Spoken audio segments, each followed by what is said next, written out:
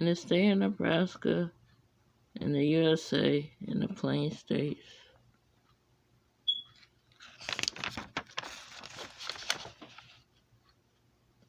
Small birds called partridges live there. They live on the ground, and so are their homes.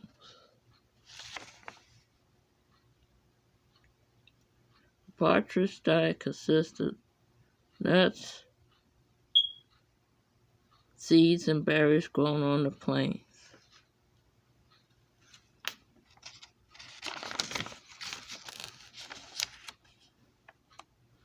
They fly only when there is trouble. They do not fly for travel.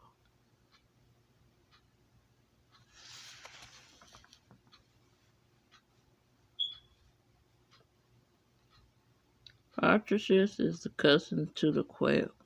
Quails are a lot smaller than partridges. Quails have curved feathers on top of their heads.